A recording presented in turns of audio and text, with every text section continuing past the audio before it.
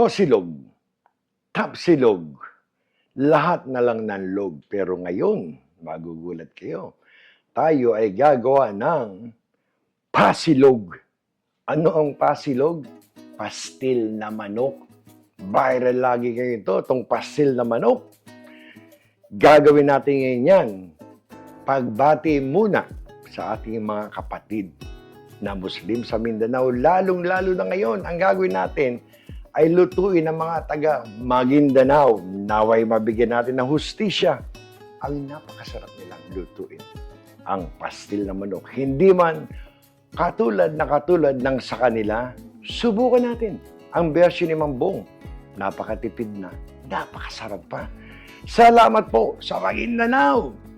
Binigyan nyo kami ng isang masarap na putahe. Ito po, ang aking manok. Na-shred na po yan. Ayun, ganda. Ang ginamit ko po dito ay leg quarters. Maraming gumagamit ng breast. Pero itong leg quarters, ito ay dark meat, kaya medyo kakaiba ang texture. Pero, of course, gamitin nyo ang chicken breast. Masarap yan. Maraming gumagamit ng chicken breast. Nagluto na ako ng itlog. Ayun, ayun ang ating itlog. Ang ganda. Sunog pa ang gilid. Pero bago tayo magluto ng pastil na manok, magsangag muna tayo. Isang classic na sinangag lang. Bawang lang, saka konting asin na medyo tostado yung ating sinangag. Yan, para huwag gaano mo-overcome yung ating pastil na manok. Simulan na natin muna ang ating sinangag. Etong aking fried rice, I think this about almost 4 cups na kanin. Siguro kung mga 3 tablespoon agad. Ayan, lagyan natin mga 3 tablespoon. Yan. Pwede na siguro to para hindi naman oily ang ating sinangag. Alam nyo, ganda agad ng init to. Kaso lalayan ko lang muna to. Ito ngayon ang ating gagamitin. Shanse. Itong aking minced garlic, this is about half cup. Masarap, maraming garlic. Ayan mga half cup to, men. Dami nito. Alam nyo, habang kumakain kayo, lasang-lasa yung garlic. Pagkatapos yung kumain, habang nanonood kayo ng TV, pagdighay nyo, sarap. Amoy bawang. I-brown muna natin, ha? Kanda agad ng ating init ng mantika, I-brown natin ng maganda, pang sinangag, Ayan. Wala to, asin lang naman ang ating pang ito, classic na sinangag. 5 minutes, huwag kayo maiinip. Maganda ang medyo dark brown ng konti ang bawang sa classic na sinangag. Ayan, ganda, Ngayon, lagay natin itong kanin.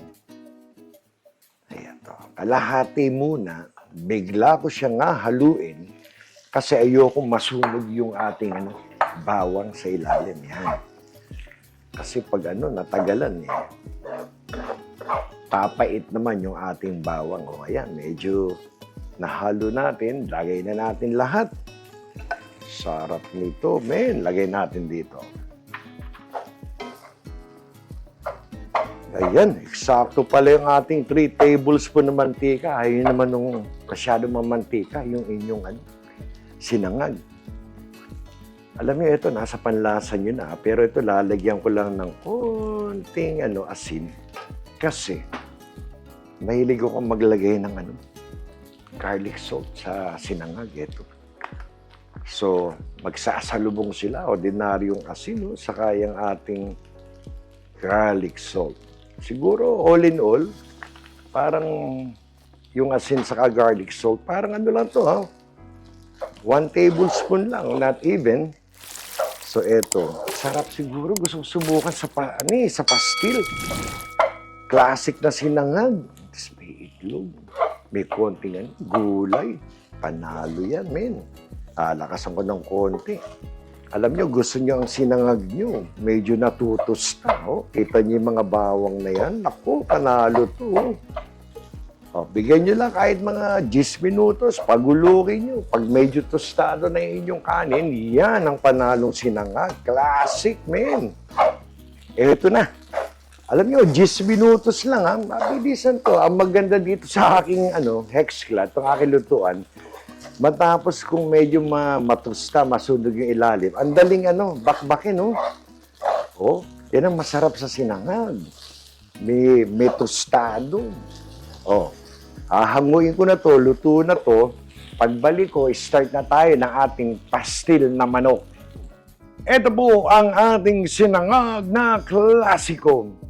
Ang sarap po. Bawang lang at asin. Tostado. Lagay natin dito. Alam niyo, aking kawali, hinango ko lang. Wala nang hugasan yan, ha. Nilagyan ko siya mga 4 tablespoon na mantika. Ay nating tuyong-tuyo yung ating pastil na manok. So ito, mainit na. Naririnig ko na. Ito na naman. Damihan natin ang bawang. Half cup natin uli. Ayan, Kinanahan si Mambong. Gumamit ng food processor. Ayan, Dami kong garlic na, O, balik tayo sa sandok natin. Kung ganda agad ng kulo ng ating mantika. Naku, alalayan natin to. Baka tumasunog. Susundan agad natin ang ating ang ating sibuyas. Ayan. Pagulungin lang ulit. Mabilis lang to. Itong chicken, pastil na manok. Para gagawin natin sa ating pasilog. Pwede yan, Stop silogan, pasilog. Pastil, sinangag, itlog, pasilog. Kaya ang ating magic word, ang unang magic word ay ginisang. Wait lang kayo. Yan ang ating una. Ginisang. Ito ulit, pagulong uli natin. Pag brown na, sunod nyo ang sibuyas. Ang ganda ng ating bawang. Ito na ang sibuyas. 1 cup. Hiniwa ko na medyo, dinice ko na medyo maliit.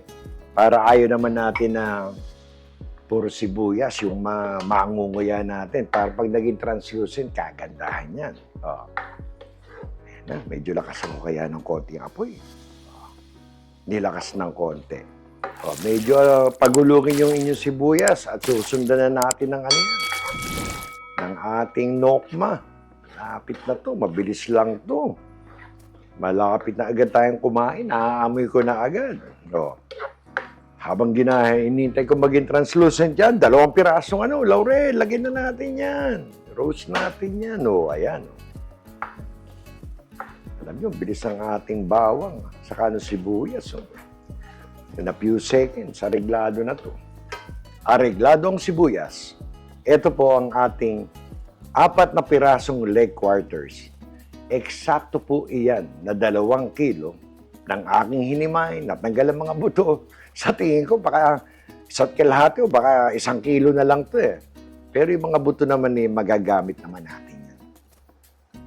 Pakukuluan natin, masarap yan. Ito na, pero marami rin to, Ayan, Pansin nyo, ang dami din, Ayan ang ating hinimay na, Maraming gumagamit talaga ng chicken breast. Ganda rin yun. Kursunada ko lang tong dark meat. Para iba yung texture, saka iba yung kanyang, lasa rin. Medyo i-brown nyo lang ng konti muna, saka natin lalagyan ng ibang ricado. Pero ngayon, pwede ko nang lagyan siya ng hayaan natin tumalab na ang ating paminta. So, ito, lagyan natin mga 1 teaspoon. Tawag nga ng anak ko dito, Yan, 1 teaspoon. Sarap yun. Tawag ng mga anak ko dito, shredded adobo. Pagulugin nyo lang, lalagyan na natin lahat ng mga pampasarap dyan. Brown muna natin, konting mantika muna, okay? Okay. Pakonti-konti muna ang lagay ko, Baka umalat naman Ito muna, lagyan ko muna ng toyo kahit na 1 teaspoon muna. Madali magdagdag. 1. Ayan na, tumutunog. 1 teaspoon, madali magdagdag Kasi lalagyan ko ng oyster sauce. Ito, kahit 1 teaspoon muna, lagyan natin. Ito na, mga pangpalinamnam natin. 1 teaspoon, ayan na.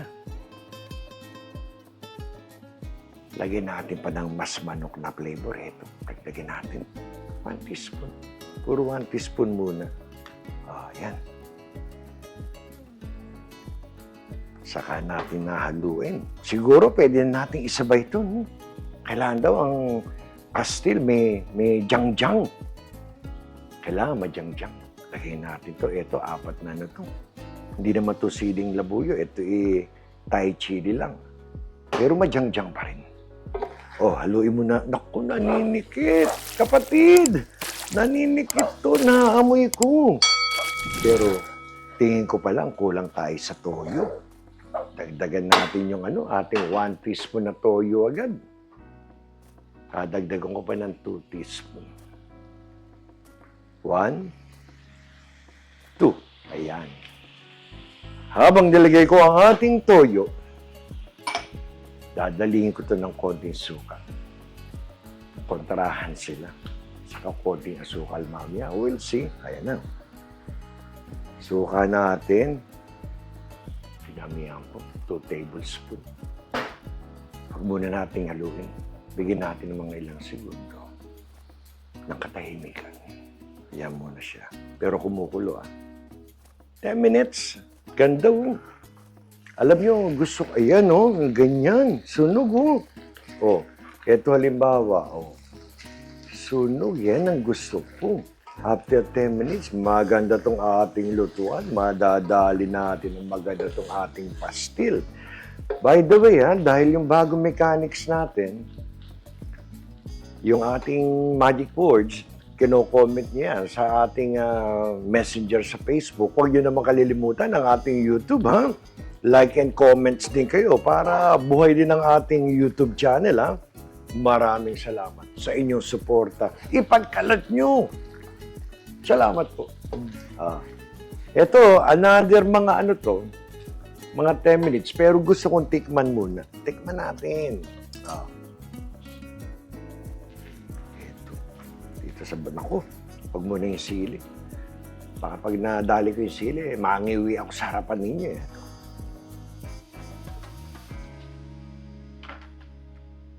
Nako. Yung nilagay nating mga pampasarap, sa akin, sakto na. Depende sa inyo kung gusto niya medyo maalat, konting toyo or Depende sa inyo. Pero, ang sarap ng jang-jang, majang-jang. Ito, pagbalik ko nito, pakikita ko sa inyo, hanguin ko na to. Ang sarap, eksakto. Another 5 minutes. Sinusunog ko talaga ilalim. Ayan, ganda.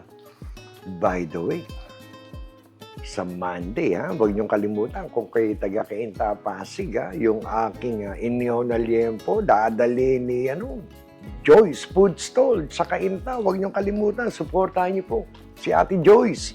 Matikman niyo rin yung ating timplada ng ating inihaw na liempo. Eto ramdam ko to, naaamoy ko. Eto na, sunog to sa ilalim mo. Yan, unang biling. Tingnan nyo, Eto, Naku! Iyan ang masarap dyan. Wala na, done na to. Baka sumobra sarap, maubos ko to. Ayan, Sa ganyan, depende sa inyo, pero maganda sa pastil, yung ganyang crunchy ng konti yung ibang Huwag naman sobrat, baka naman maging chicharon. Pero ayan, this is done. Pagbalik ko, plating na tayo. Pero yan, ang ating pangalawang magic word. Ang pangalawang pong magic word ay upo. Napakagalang na gulay, upo. Pagbalik ko, plating na tayo. Pakikita ko na sa inyo kung ano ang pasilog.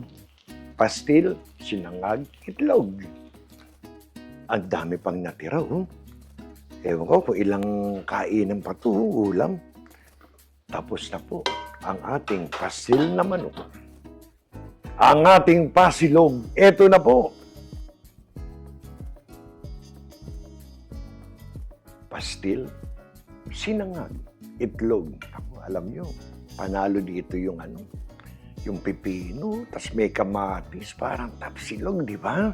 Pero ito naman ngayon ang ating pasilog. Sarap ho ito.